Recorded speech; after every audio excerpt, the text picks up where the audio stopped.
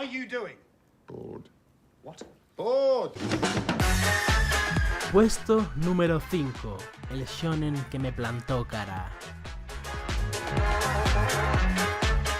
Antes os he dicho que soy inquieto y que odio quedarme en un mismo sitio sin hacer nada. Creo que esto fue a peor en mi época en el instituto, a eso de los 14 o 15 años. Yo salía por ahí con mi grupo de amigos y ¿qué haría ese grupo de jóvenes quinceañeros rebeldes? ¿Acaso comprar alcohol con un carné falso? ¿Intentar colarnos en alguna fiesta? ¿Ir a ver qué había en otras ciudades que no conocíamos o explorar cada rincón de nuestra ciudad? No, nada de eso. Lo que mi grupo hacía era quedarse en una puta plaza jugando horas y horas al fútbol y ocasionalmente iban a comprar algo a un centro comercial que, ojo, estaba al lado. Así que con suerte andábamos 20 o 30 metros. Y me diréis, ¿y por qué bajabas con ellos, Galilón? La cosa es que no bajaba todos los días y había días en los que me quedaba en casa dibujando porque, joder, aprovechaba mejor mi tiempo. Y esos hijos de puta con sus dos huevazos me decían que podía dibujar antes o después de bajar con ellos. ¿Sabéis qué era lo peor? Que yo era tan subnormal como para a veces sentirme mal por dejarlos a un lado, pero ellos no me daban ninguna experiencia más allá de estar ahí parado viéndolos jugar al fútbol y viendo cómo mis células morían una tras otra. Vale, a ver, que esto va de cómics. Yo, como buen gordo profesional, no juego fútbol y mientras ellos jugaban me quedaba hablando con otros mataos como yo, o dibujaba, y esto es en serio, animaba mis dibujos con la Nintendo DS. A ese nivel de aburrimiento llegábamos. A eso que el colega del que os hablé en el puesto 7 seguía un creador de ese internet en construcción de hace 10 años, pues había creado un cómic y lo subía gratuitamente a la red. Cuando dicho creador decidió imprimir el cómic y distribuirlo por España en formato físico, mi amigo lo compró y una de esas tardes de muerte cerebral, mi amigo me lo dejó para leérmelo. A primera vista no me atraía absolutamente nada, pues su dibujo hacía que no me lo pudiese tomar en serio. ¿Sabéis otra cosa? Creo que sin esas tardes de tedio que me empujaron a intentar descubrir maneras en que mi cerebro no se oxidase, quizá nunca me habría acercado a esta obra y menos tenerla en el puesto número 5 de un top tan importante como este. La leí a regañadientes y me tumbé el primer tomo en una sola tarde. Una tarde en la que no paré de reír y de encariñarme con los personajes. Esa obra, como ya todos habéis visto, es 5 elementos de Jesulink.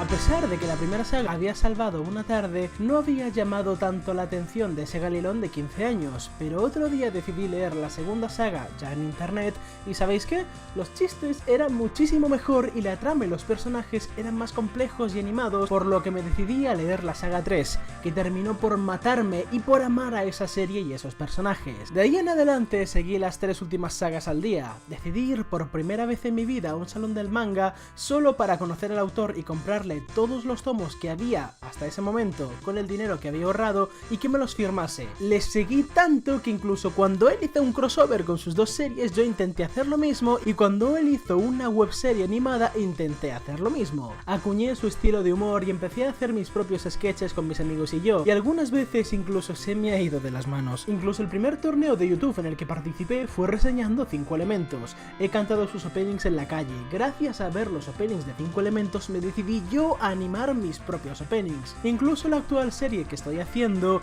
bebe directamente de 5 elementos y de esa época de mis 16 años. Le debo tanto a esta serie y llega a un nivel tan primario en mi mente y en mi corazón que jamás será solo una serie más, sino que será 5 elementos, la serie que me hizo amar el humor, la amistad, los valores del shonen y que replanteó mi manera de narrar. Y llegando a un punto tan importante, ¿cuáles serán esos otros 4 cómics que me quedan por mencionar? Agarraos que vienen curvas. Puesto número 4. La recomendación, segunda parte. 2 son mejor que 1. Como os dije en un puesto anterior, cuando acabé el instituto no pude entrar directamente a la universidad y mientras mis compañeros terminaron en el mes de, creo que marzo, las clases, yo tuve que esperar a examinarme de algunas asignaturas en septiembre. Total, que mientras ellos se preparaban el examen de acceso a la universidad en abril, yo hacía esto en mi casa.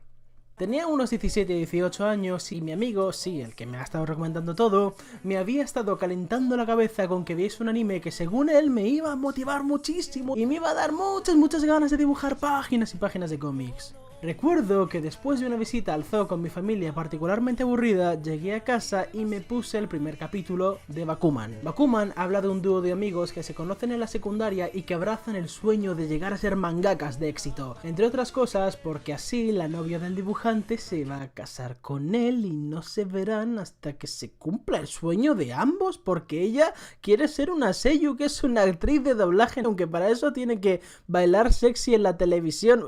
Estos japoneses es que...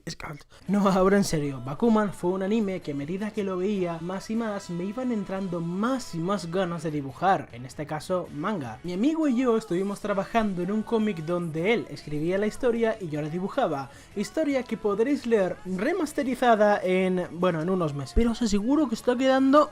¿Cómo está quedando? Si os gusta el shonen os va a encantar. Fuera tiempo de spam, seguimos. El caso es que Bakuman llegó a mi vida en un momento en el que necesitaba sentirme motivado, y para meter motivación no hay nada mejor que el shonen clásico. Bakuman está en este puesto porque es mi shonen preferido, aun cuando los shonen no me suelen llamar la atención. Ya entrado el segundo de carrera, vi de segunda mano toda la colección de manga de Bakuman por 100 euros, que es bastante pasta, y recuerdo que estaba muy dubitativo de si comprarla o no, pero ¿sabéis qué? Lo gocé como un gorrino en un barrizal. Una cosa es ver un anime y otra cosa es leer un manga, son medios diferentes. ¿Y qué queréis que os diga? Ni que sea uno mejor ni peor, yo soy mucho más de manga. Reviví la historia incluso con más intensidad y desde ese entonces he leído el manga completo 3 veces, es en serio, 3 veces. A ese nivel me encanta y me inspira y me motiva esta obra. Reconozco que tampoco hay que fliparse tanto porque Saiko, el dibujante, llega incluso a ir al hospital por no saltarse las fechas de publicación,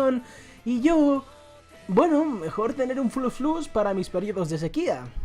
Bakuman es como esas series setenteras, como Ashita no Jou, de dar más y más fuerte y de esforzarte en cumplir tus metas, de que si no hay metas en la vida, ¿por qué vivir? De que si caminas tienes que saber que caminas hacia algo o estarás perdiendo el tiempo, de ser valiente y obstinado, y sobre todo, ya sea en el ring, contra alienígenas o en las páginas de una revista manga, uno debe luchar y levantarse de los golpes. Puesto número 3. Nostalgia es algo más que nostalgia. A partir de ahora vamos a ir fuerte. Os voy a enseñar a la niña de mis ojos, un cómic que estuve haciendo desde los 7 años hasta los 16 años. Os voy a enseñar a SGV, o como yo lo llamo, Super Gabri y Super Víctor. Antes de ser Galilón, era Gabri, y a los 7 años lo único que quería, sí, lo habéis adivinado, era ser un superhéroe. Éramos dos, mi mejor amigo y yo siendo superhéroes, y luchando contra villanos que eran la gente de clase random, ya que como no conocía a otras personas de nuestra edad con quien pegarnos figuradamente, pues dije, bueno, pues los de clase son villanos, y hubo algunos que se quejaron, en plan, ¿por qué me han metido de villanos si yo quería ser buena?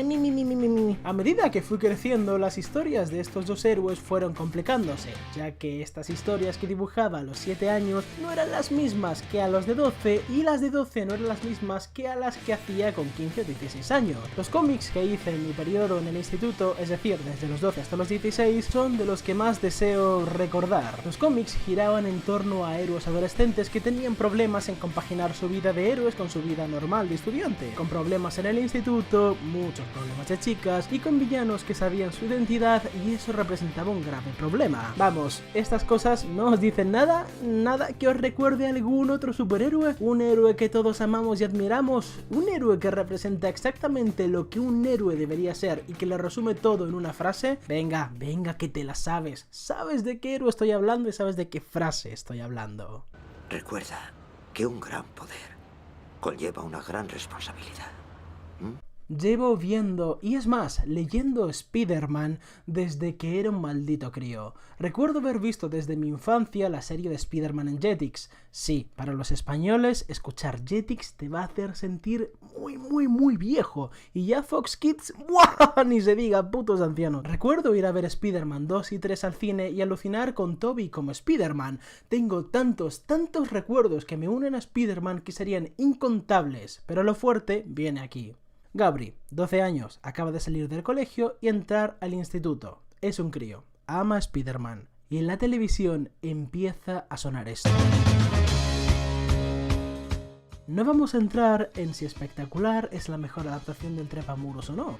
Sí lo es. Pero ver esos episodios y ver a Spider-Man desde el principio con esa base tan bien asentada hicieron querer recuperar a SGV y empezar a contar su historia desde cero, al estilo del Espectacular. Pero chicos, que esto va de cómics y aunque en esa época en Amazing estaba en España Straczynski, que dicho sea de paso es una de mis etapas preferidas y que de hecho pude leer el Mefistazo en su momento y no me enteré de nada, es decir, ni me gustó ni me dejó de gustar, básicamente no me enteré, pues lo que hacía era leer números sueltos, los que me compraban mi familia sin hacer mucho caso a la continuidad, porque decirle a mis padres, papá, si leo el número 2 y luego el número 8 como que me pierdo cosas, pues era un concepto un poco difícil de entender para ellos, o eso o que les daba igual. Vamos a pensar en que el concepto de continuidad no lo entendieron bien hasta que cumplí los 12 años. Chicos, qué malo soy. Mis padres son buena gente, no penséis que me quiero meter con ellos y además hicieron lo que pudieron con el dinero que tenían y con lo subnormal que era su hijo. Que pedir es muy fácil, pero joder. Recuerdo que mi padre hizo caso de mis sutiles comentarios y trajo a mi casa un coleccionable del periódico en que regalaban el primer recopilatorio de mi cómic de Spider-Man preferido de todos los tiempos. Ultimate Spider-Man. Ultimate era una revisión desde cero del mito de Spider-Man para nuevos lectores de los años 2000 y como era una reedición en España de un cómic que se había publicado cuando yo tendría unos 6-7 años, solo tenía que esperar una semana para que saliese el siguiente número. Eso era una locura. Desde mis 12 y mis 13 años iba cada semana al kiosco, no a la tienda de cómics porque no las conocía en esa época, iba a un kiosco a comprarme mi Ultimate Spider-Man. Ultimate es una serie que entiende perfectamente al arácnido y a su universo, y que no os descoloque ver a un tío Ben hippie, a una tía May cincuentona, a una Mary Jane aplicada y sin curvas como parar un tren, telarañas verdes, un veneno morado, un matanza sin huésped o un duende verde con esteroides. Ultimate Spider-Man es lo más fiel que os podéis echar a la cara porque entiende perfectamente la mente de los personajes, el espíritu de la serie y de sus relaciones con otros personajes de su universo. En ese año se me juntó el Espectacular con Ultimate, dos grandes adaptaciones de mi personaje preferido que dieron de beber a mis cómics de superhéroes y la historia siguió. Ahora ya mensualmente hasta mis 16 años, cuando Peter Parker murió frente a su tía y a sus seres queridos. Desde mis 12 años hasta mis 16 años estuve pegado a un personaje. Que nadie os diga que no se puede querer a un personaje de ficción, porque lo pasé verdaderamente mal cuando leí su muerte, ya que es un personaje que estuvo conmigo 4 años. Ultimate Spider-Man es mi serie de Spider-Man y mi Spider-Man predilecto siempre irá al instituto acompañado de MJ. Es mi superhéroe y aunque a veces lo olvide, unas simples palabras de ficción pueden llegar a estar grabadas a fuego en la mente de alguien.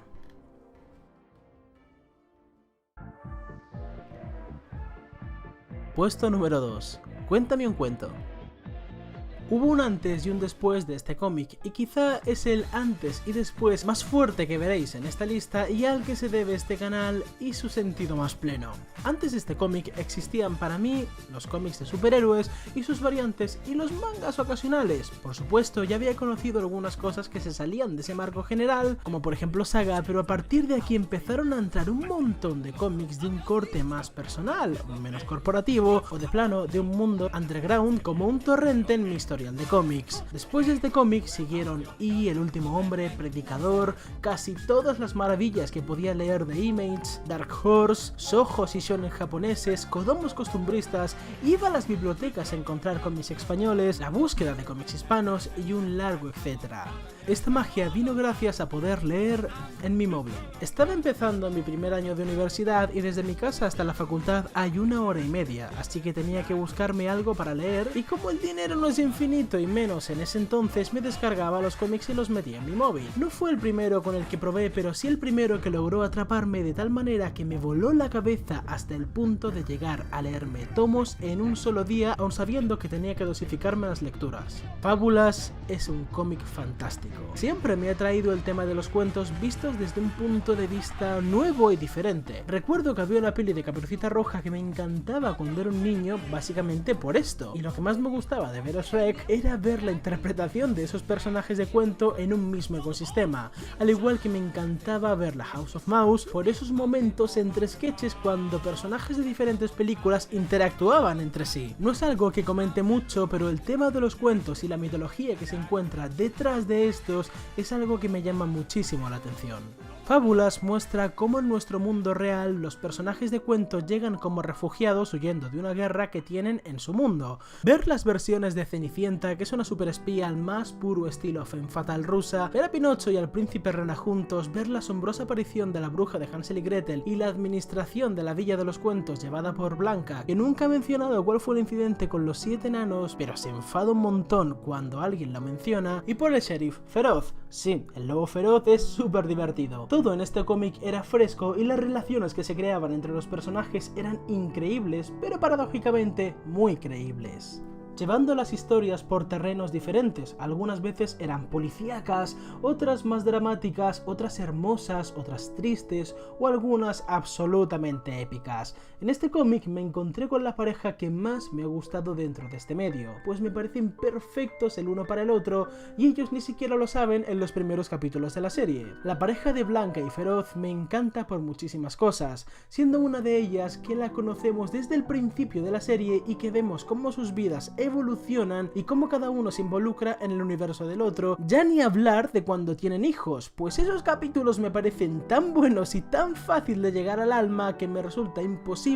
ser objetivo con esta serie. La serie le daba su tiempo a cada personaje, incluso a secundarios, pues personajes como el príncipe Rana o el chico de azul tenían una evolución y unos arcos tan atractivos que es imposible catalogar de qué va la serie en realidad. Solo son fábulas intentando vivir cómodamente en un mundo que no es el suyo. Por eso, y por abrirme los ojos ante un universo de cómics mucho más grande de lo que creía ser, es que Fábulas es mi cómic occidental favorito. Porque sí, el número 1 es un manga y muchos ya sabéis de qué obra estoy hablando, pues lo he mencionado en algún que otro vídeo, y si no, aquí quedará constancia de la mayor obra que me he encontrado jamás.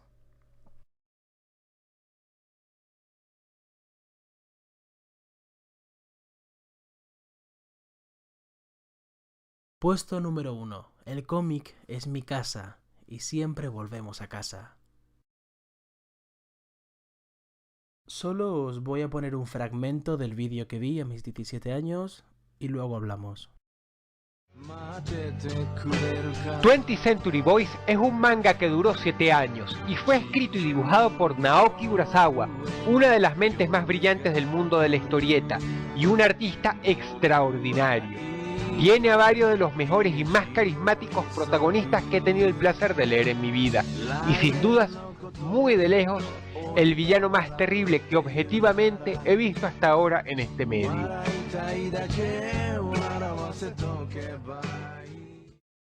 Dross era uno de mis youtubers preferidos y me sigue gustando, pero todos sabemos que ya no es lo mismo. Aún así, gracias a su recomendación decidí abrir por aquel entonces famosa página Submanga y escribir 20th Century Boys.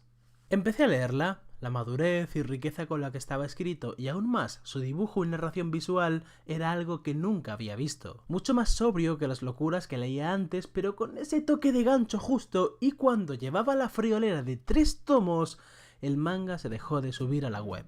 Me jodió y un huevo, pero tampoco había hecho sangre porque la historia me había gustado muchísimo y Kenji Endo, el protagonista, me parecía un portento de protagonista, pero hasta aquí. La cosa se habría quedado aquí, pero es que vi que había sido adaptado al cine en forma de trilogía. Me descargué las 3 películas y empecé a ver la primera y me pareció una mierda.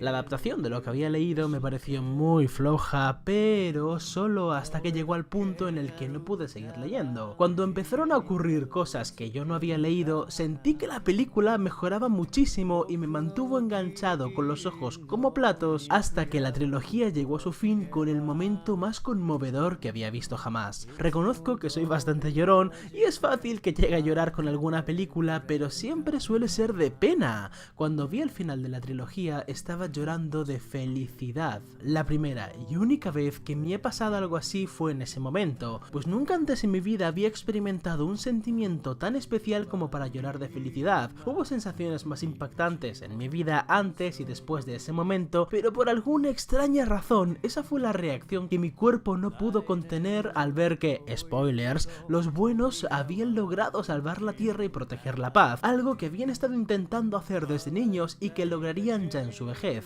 Después logré leer el manga completo y la sensación solo fue en aumento, pues sentía que no había nada mejor que esa historia. Naoki Urasawa es uno de mis creadores preferidos, un hábil mangaka y un brillante escritor de misterios y de personajes, por lo que para mí es poco más que un genio. Una de mis metas en esta plataforma es analizar a detalle 20th Century Boys, pero lo que os puedo adelantar es que es el manga más rico que he leído nunca. Riqueza de personajes y del desarrollo de personajes, pues se encarga de que todos ellos tengan algo característico, riqueza de tramas, pues aunque hay una clara historia principal, muchas veces la historia se distancia cientos de páginas solo para unirse al final a la principal y enriquecer esta y volver la historia mucho más compleja. Riqueza de momentos, un abanico de periodos temporales que hace que se sienta que esto no es solo una historia más, sino que, como en Star Wars, otra imprescindible para mí, es una historia generacional. Una historia que no toca a unos personajes en un momento de su vida, sino que la vida entera de esos personajes es la historia, que va más allá de las generaciones y que hila tan fino en algunas ocasiones que la trama tiene que ser repasada más de una vez. Como lector casi me da un pasmo cuando se declaró muerto a Kenji y el foco se cambió al futuro y vemos como ahora la protagonista será Kanna, su sobrina, para luego ir pasando a ese testigo dependiendo de qué trama nos vaya contando. Y su canción, su magistral canción para salvar la Tierra, esa que estáis escuchando ahora mismo, esa misma que compuso el autor Urasawa, con ese toque tan nostálgico y que habla de volver a casa cuando el día ya ha caído para sentirnos de nuevo a salvo, una canción que resuena más allá de las generaciones y que está destinada a algo tan infantil y tan simple pero a la vez tan poderoso como es proteger la justicia del mal. Sí, lo sé, puede sonar estúpido y un juego de críos, pero para que esta frase cobre sentido necesitáis leer el manga. Si 20th Century Boys se lee bien, verás que más allá de su historia y de desarrollo de personajes, hay incluso algo de filosofía y una carga metafórica muy poderosa, sobre todo en la figura de amigo y del partido de la amistad, que se podría usar en muchos momentos claves de la historia e incluso valdría como metáfora hoy en día. No digo más porque podría estar horas y horas hablando de este manga, hablando casi de arco por arco, pero en esta ocasión solo voy a decir que 20th Century Boys es el manga que cambió mi manera de ver el thriller, mi género preferido, que más allá de los misterios hay sentimientos y más allá está la historia de alguien y que el mundo al final es lo que nosotros hacemos de él. Admiro tanto este manga que creo que nada podrá desbancarlo de este podio. No obstante, tengo que seguir intentándolo, y para eso solo me queda seguir leyendo. Ya está, un vídeo donde ha sido todo corazón. Sí, después vendrán más vídeos analíticos, pero de verdad que necesitaba sacarme esta espinita. Me sería muy importante para mí no solo que comentases tus cómics preferidos, sino también que me dijeses cómo te has tomado este vídeo en especial, siendo tan personal y además después de tanto tiempo sin subir nada al canal. Buah, y si ya dejas esas chucherías de me gusta compartir no sé qué, no sé cuántos, buah, es que ya esté como la boca. Así que nada, a seguir bien y espero, de verdad, que nos veamos pronto. Yo soy Galielón. Hasta otra.